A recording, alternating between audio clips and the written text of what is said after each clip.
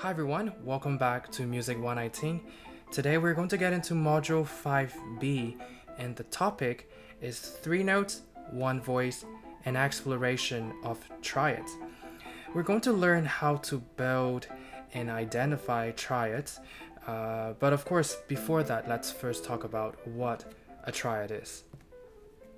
So last week, remember we learned about intervals, and that's mainly about the relationship between 2 notes. And today we're going to add one more note. So we're going to start what's called triad, and a triad is a chord made of 3 notes stacked in thirds and built from a root. So let's dissect it. What you see here is a little, it's actually a huge emoji of pancakes. So whenever we talk about triads or chords in general, I will love you to try to remember pancakes, and I'll explain why. So a triad is made of 3 notes, as you can see in this example down here. We have 3 notes and they're all stacked really nicely, and that's when it reminds me of pancakes, where each pancake is fluffy and warm and nice, and we don't want anything squished, or we also don't want any floating pancakes because that's non-existent. So whenever you see triad, especially triad, well, I would say more precisely, triads in root position, think about pancakes. So the very first note down here, which is the C, that is called the root, and we always build chords from the root. And then the next note up here, which is a third apart, is E, and then the next note here, G, is a fifth. So that's how we would name these notes whenever we talk about triads. So remember the pancakes in the last slide? What we want is to see all these pancakes stacked nicely. So we don't want anything squished like that. That's no longer chords in root position. Okay, and then the next one, there is this gap in between, and that's also not root position. And then this one also, there's this gap, and then these are squished, and we don't want that either. Okay, so whenever we talk about root position chords, which means that we're building a chord and then we're starting from the root, the first note, and then a third up, another third up. That's what we want to see all the time. So always try to see if your chords are stacked in thirds nicely. So let's say you have a chord that's starting on the middle line. Well, the next note definitely has to be on the next adjacent line, and the third note also. Let's say if you have a note that's in the space, well, the next note also has to be in the space and in the space as well for that last note. So this is called root position triad. So there are 4 kinds of triad. Well, let's just take a look at that. So the first kind of triad is called the major triad, and then we have the minor, and then diminished, and augmented. So these are the 4 types of triads, and each of these has its own very unique color. So let's listen to what a major triad sounds like. So I'm basically playing C, E, G together. This is what you get, and it sounds bright and happy, and that's why I have this smiley face. And the next one is minor, and this one is supposed to sound mellow or sad. So this is minor. I'm playing C, E flat, and G, and together that's a minor chord, a minor triad. And then we have what's called a diminished chord, and this is supposed to sound tense and unstable. So I'm playing a C, E flat, and a G flat, and that's a diminished chord. And last one, we have augmented chord, and this is supposed to sound dreamy or unsettling. And here's an augmented chord. We have a C, an E, and a G sharp. And together, I think you would hear this quite a lot in film music when there's something strange going on, or when there's, I don't know, a potential visit from the aliens. So these are the 4 kinds of triad: major, minor, diminished, and augmented. And now let's learn how to build these. Not just C major, C minor, but major, minor, diminished, augmented chords on basically any note, any letter names. So the major triad. Here you see that the major triad, a triad would always have 3 notes. And what we want to always pay attention to first is the root. What is the root? Here we have C. So this is going to be C something. And we're talking about major, so this is going to be a C major chord that we're trying to build. So C and E. From C to E, remember the numbers in parentheses? That's when we want to indicate the number of half steps, right? So between C and E, there are 4 half steps, and that indicate a major third. And then from E to the top note, which is G here, there are 3 half steps, which indicate a minor third. So a C, and then E, and then a G. Together, this is a major triad.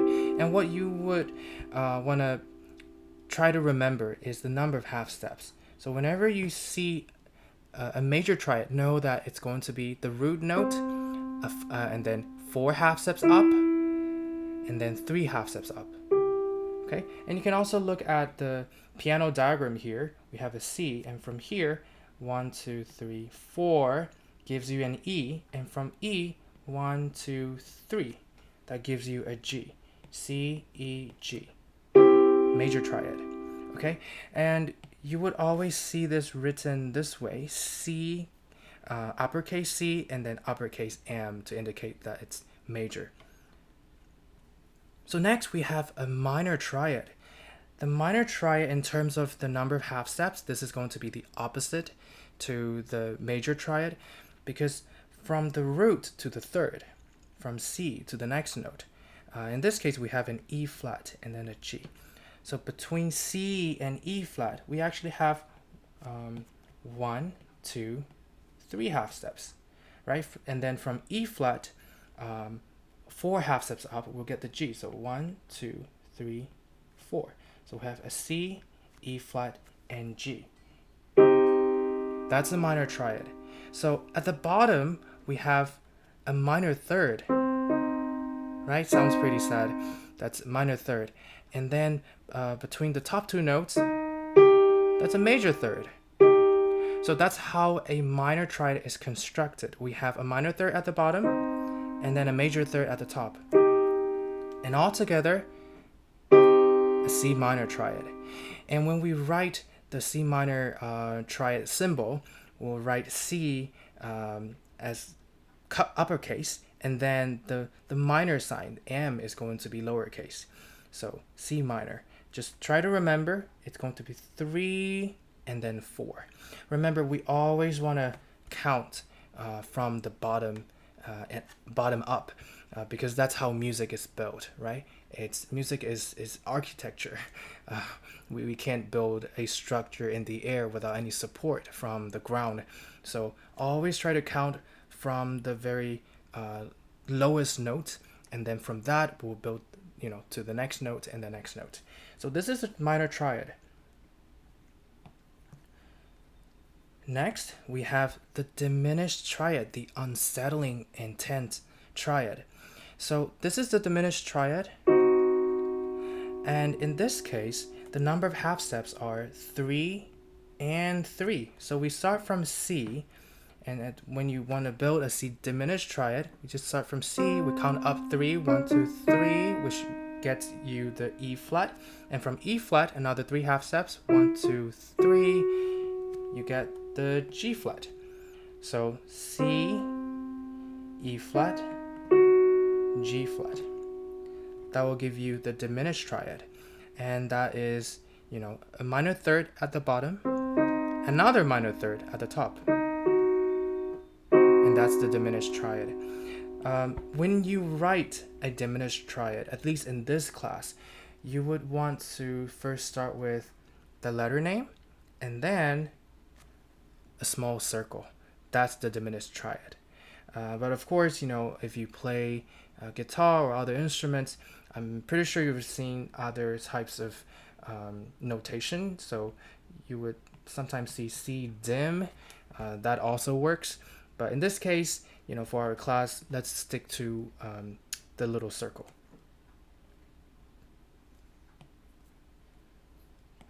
And next we have the augmented triad, the mysterious sounding triad.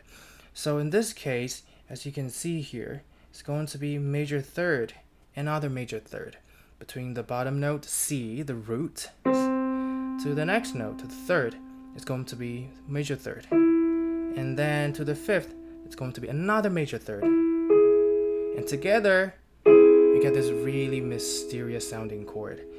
So we have a C, we have an E, we have a G sharp. And once again, you will want to remember the number of half steps. So we want to have 4 half steps and then another 4 half steps. And you can go ahead and count it on the piano as well. You start from C and then go 1, 2, 3, 4. Gives you an E, and from E another 1, 2, 3, 4. That's the augmented triad. But once again, what you need to pay attention to is that we want the perfect pancakes, right? Perfect stack of pancakes. So in this case, you would have a C, an E, and a G sharp. Because if you had, say, an A flat, you would end up having a floating pancake, because that would be something like C, E, A flat. That is not really a chord in root position. Okay, at least for our class purpose, for the assignments that you're going to have, at least in this chapter, you're not going to deal with this. So please make sure that you have a perfect stack of pancakes every single time. I almost forgot. So for the augmented triad, the way you would write it is first you would start with the letter name, of course, the root, which is C in this case, and then augmented is indicated by a little plus. Okay, so C plus, that's augmented triad. And some people write it here, some people write it next to it. I don't think it matters that much. Please correct me if I'm wrong, but usually when my students write this, either way, I would be fine with it, as long as you know that it is an augmented triad.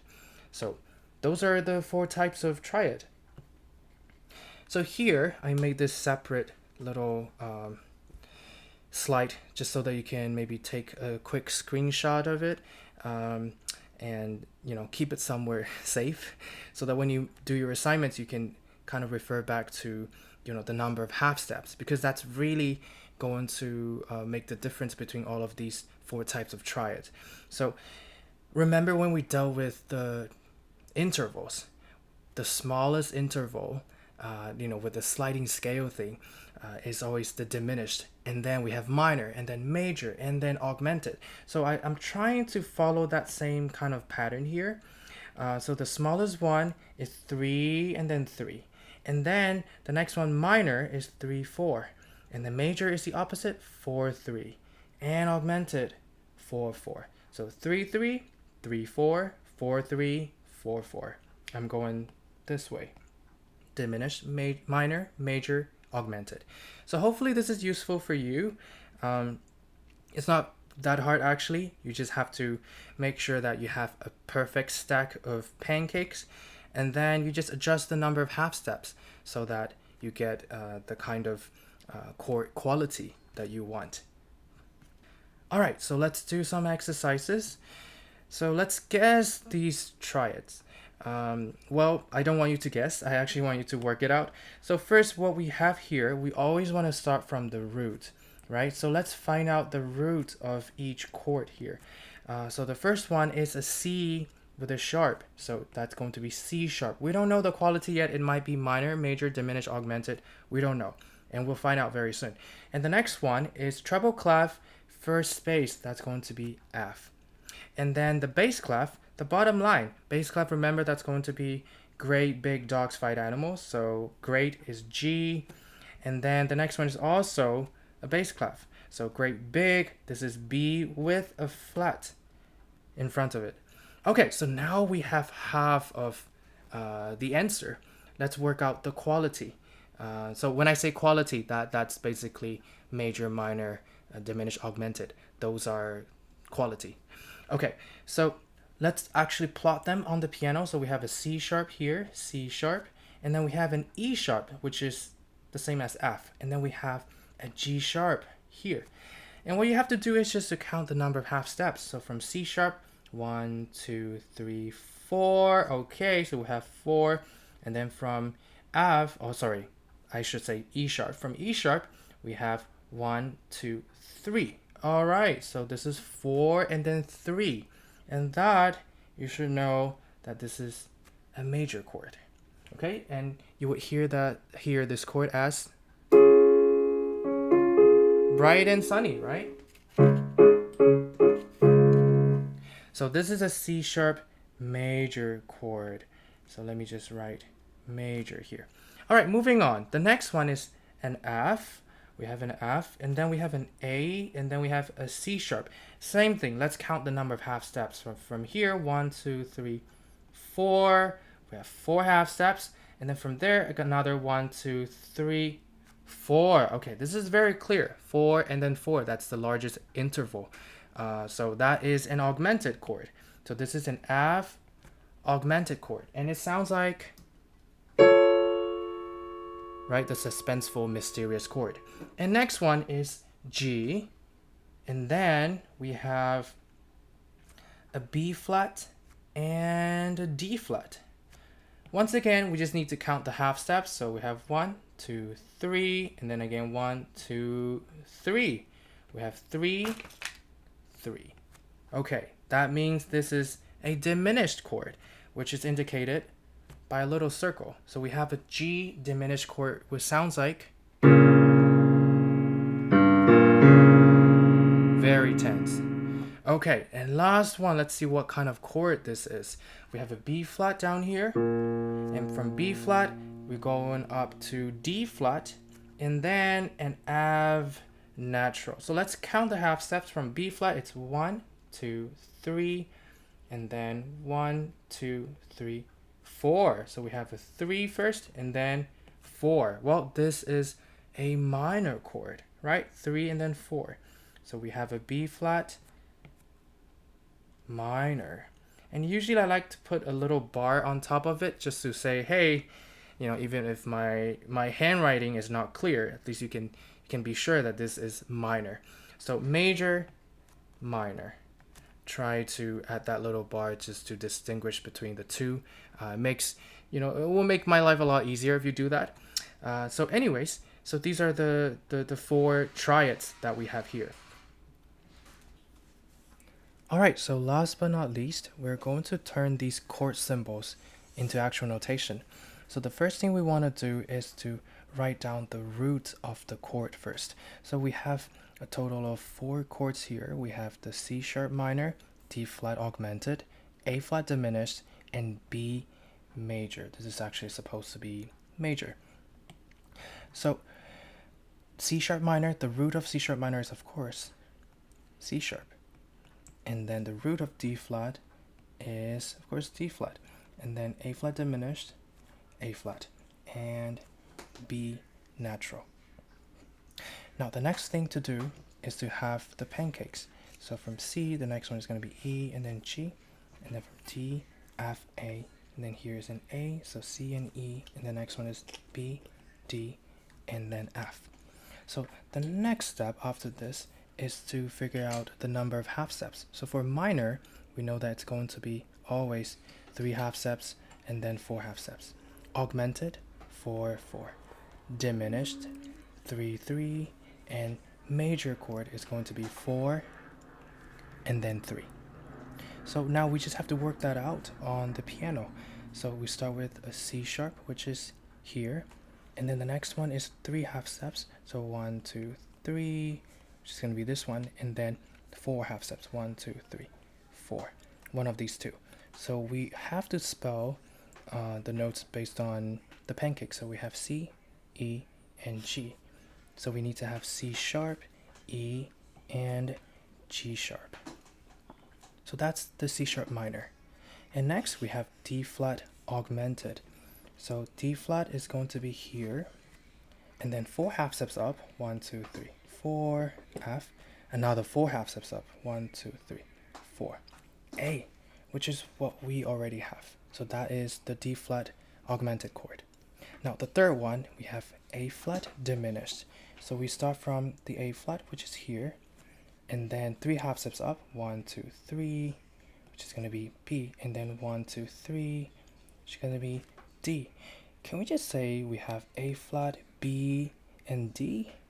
Well, no, because we have to use what the pancakes give us. So we have A, and then C, and then E.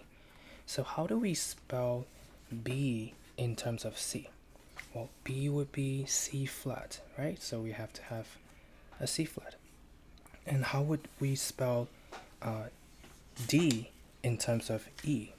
Well, a D is basically E double flat. So in this case, we're going to have E double flat. So we have A flat, C flat, and E double flat. All right, last chord. We have a B major chord.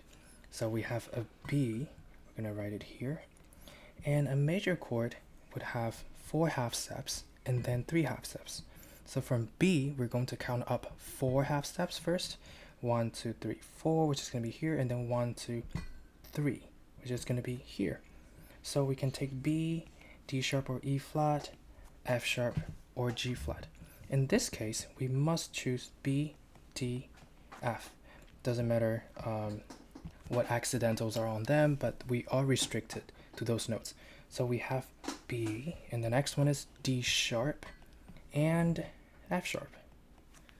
So that's the triads. All right, I hope these were clear and helpful. And if there's any question, please don't hesitate to email me. And I will see you in the next lecture. Take care, everyone.